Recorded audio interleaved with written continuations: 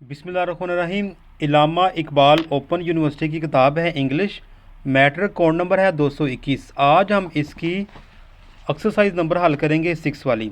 तो इससे पहले जो मैंने एक्सरसाइज हल की थी वो 5 तक थी। तो नंबर 6 वाली जो एक्सरसाइज है उसमें देखें जी, कहता है कि here is a list of noun. यहाँ पे ना कुछ नॉन की लिस्ट दी हुई है। इसके अंदर से आपने सेपरेट काउंटेबल नॉन और uncountable noun and right etch in their respective columns. कहता है कि आपने इसमें से जो काउंटेबल नाउन्स हैं उनको अलहदा करना है और अनकाउंटेबल नाउन को आपने अलहदा करना है। ये यहाँ पे कुछ नाउन दिए हुए हैं और ये काउंटेबल नाउन की जगह है और ये अनकाउंटेबल नाउन की जगह है। आपको बताता जाऊँ कि ये होते क्या हैं। सबसे पहले देखें, जो काउंटेबल नाउन होते हैं वो क्या उसकी तारीफ है। Are nouns we can count, for example eggs, glasses, copies. के काउंटेबल नॉन्स वो नॉन्स होते हैं या वो अशिया होती हैं जिनको हम ना गिन सकते हैं, जैसे कि अंडे हो गए या शीशा हो गया या फिर कॉपीज़ होगी। इसी तरीके से uncountable nouns are nouns we can not count, for example water, sugar and petrol. ऐसी अशिया जिनको हम कभी भी काउंट नहीं कर सकते या गिन नहीं सकते, जैसे कि पानी हो गया या फिर शुगर होगी या फिर पेट्रोल हो गया, इनको हम गिन नहीं सकते। तो ये अनकाउंटेबल अशियाँ हैं। तो अब यहाँ पे हम टेबल के ऊपर आ रहे हैं। देखें जी, सबसे पहले हम यहाँ पे देख रहे हैं कि उन्होंने दिया हुआ है टेबल के अंदर pudding, floor, mangoes, potatoes, biscuits, tea, onion, hair, juice, clothes, उसके बाद pines, plants, salt, beef, butter, petrol, फिर उसके बाद है प्लेट्स और क्रीम। ये यहाँ पे कुछ चीज़ें दे दी हुई है। इसमें से आपने काउंटेबल नोन को और अनकाउंटेबल नोन को अलहदा करना है। सबसे पहले काउंटेबल नोन की हम बात करते हैं। तो पुडिंग फ्लोर इसको हम काउंट नहीं कर सकते, लेकिन हम मैंगोज़ को काउंट कर सकते हैं। तो आपने मैंगोज़ यहाँ लिखना है, क्योंकि आपके पास अगर 12 मैंगोज़ भी हों तो आप कहते हैं ये 12 मैंगोज़ हैं, उनको आपने काउंट किया हुआ है। ठीक है। सेकंड है पोटैटो। पोटैटो को भी आप काउंट कर सकते हैं, जितनी भी तादाद में हो आप इसको काउंट आसानी के साथ कर सकते हैं। सेकंड में आ गया हमारे पास बिस्किट्स। आप बिस्किट्स को भी काउंट कर सकते हैं, इस खाने में लिखें आप बिस्किट्स लिख लें। उसके बाद है टी। टी को आप काउंट नहीं कर सकते। ऑनियन को आप काउंट कर सकते हैं। हेयर, आप हेयर को भी काउंट नहीं कर सकते। जूस को भी आप काउंट नहीं कर सकते, लेकिन क्लोथ्स होंगे उसको आप आसानी के साथ काउंट कर सकते हैं। पाइन्स को भी आप काउंट कर सकते हैं। प्लांट, साल्ट, बीफ को, बटर, पेट्रोल, प्लेट्स, प्लेट्स को भी आप, बल्कि प्लांट्स को भी आप काउंट कर सकते हो। इस तरीके से प्लेट को भी आप काउंट कर सकते हो। ठीक है। ये हमारे के काउंटेबल। अब नॉन काउंटेबल कौन से है, यानी कि अनकाउंटेबल। तो सबसे पहले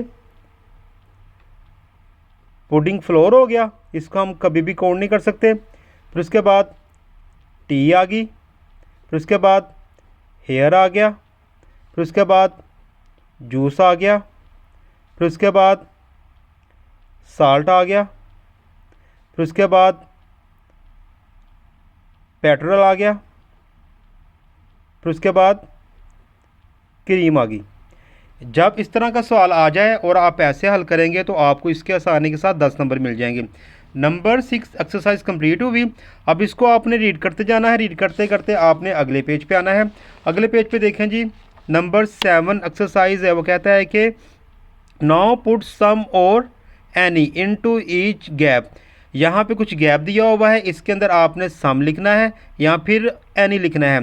ये आपकी अपनी मर्ज़ी के ऊपर होगा। अगर आपने पीछे सारी एक्सरसाइज की होंगी, सारे जो सबक है वो सी से रेडी किए होंगे, तो आप इसको आसानी के साथ हल कर पाओगे। जैसे कि we don't have dash butter, तो डोंट हैव एनी आएगा। यहाँ पे क्या चीज़ आएगी, एनी। तो आपने यहाँ पे क्या लिखना होगा,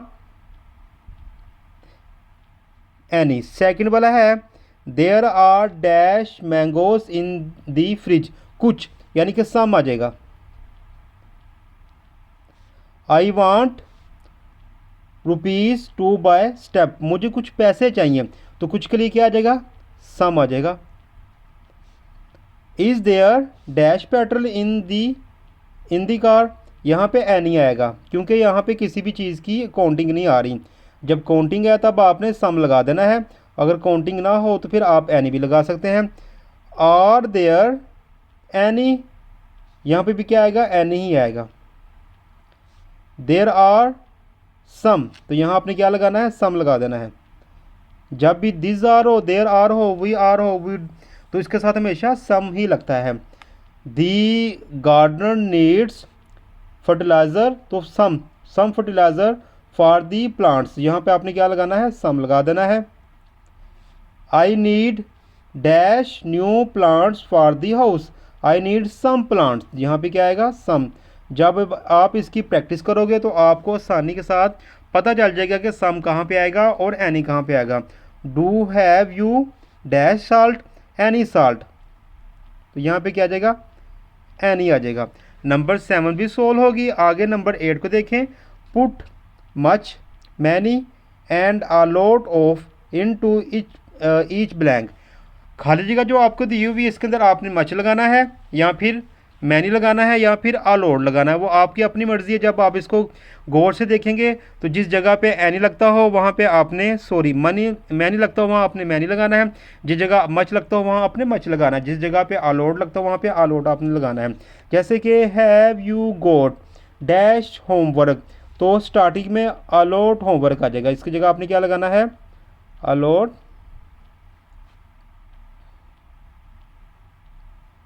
of homework. We don't need dash money to start business, we don't need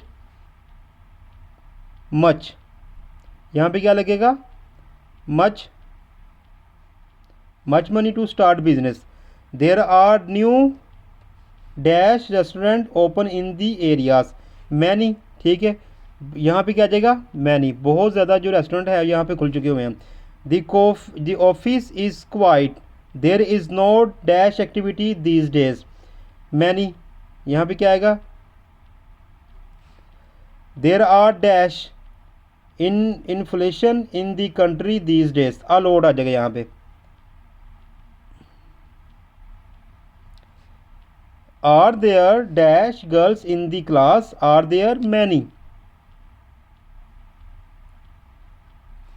girls in the class. We need more, we need हमेशा मैनी आएगा इसके साथ। जब आप इसकी प्रैक्टिस करना शुरू करते हैं तो आपको हर चीज़ आपके लिए क्लियर होना शुरू हो जाती है। तो आज हमने एक्सरसाइज नंबर 7 थी और 8 थी, इसके अलावा पीछे हम 6 ये सोल्व की। इंशाल्लाह ताला अगले लेक्चर में हम अगली एक्सरसाइज हल करेंगे। शुक्रिया जी।